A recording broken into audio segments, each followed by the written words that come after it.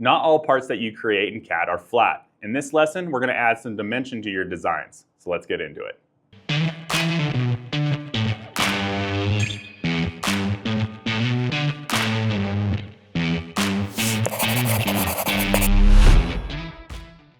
Creating dimension to your parts in CAD is not necessarily a straightforward process.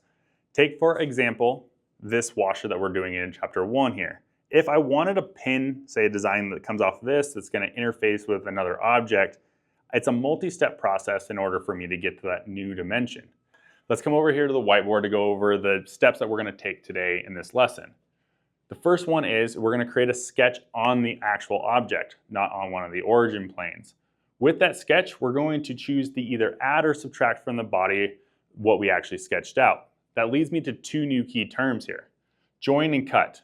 The join option in the extrude process is going to add to our body, and the cut option is going to subtract from our body or remove material. Let's go into CAD here to actually see what we're talking about.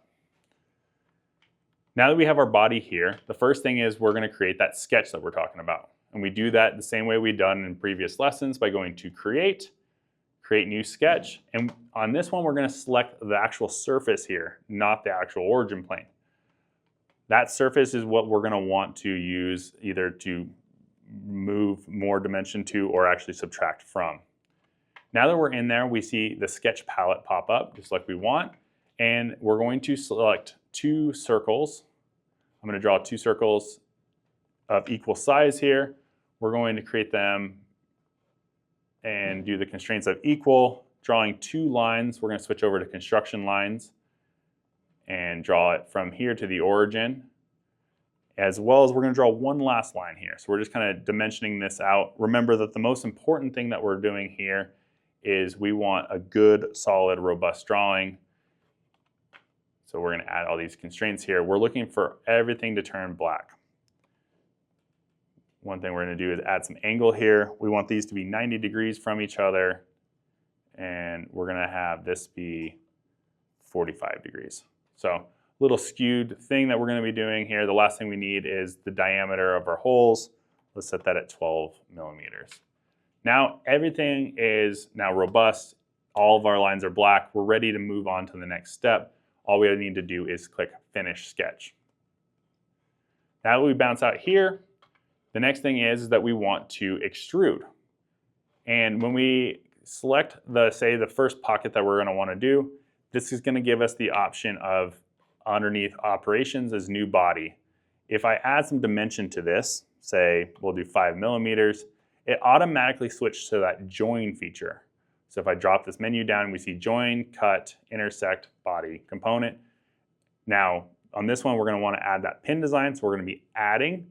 And so right here, we wanted to add, we're going to do the join feature. Once I click OK, the first thing we're going to see is that our sketch disappears.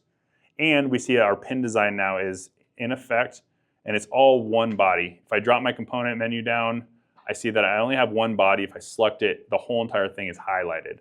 Now, this tells us that we didn't add another body or component. We added just more features or more depth to our original part. Now, say I want to cut the other hole that we drew. We drew a sketch with two holes. We only used one. So what we have to do is we need to come back to sketch, and we need to re-show this sketch by clicking on the little eyeball. Now, I see my hole reappears. All I need to do now is click extrude, the center of my hole or the profile of that hole. And on this one, we can either click and drag down. So you can always click up. If you go up, you can see it switches to join.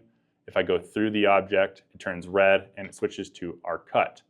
Now, one important thing is that if you have multiple bodies, you can go in here and select which object you want cut or not cut. In this case, we only have the one, and it's selected.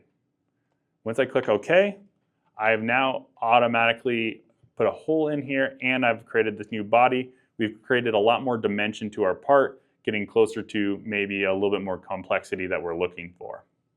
Now that we understand how to add that complexity to our parts, in the next and final lesson, we're going to talk about different create features that we have, as well as just ways that you can improve your CAD skills over time. So we'll see you in the next one.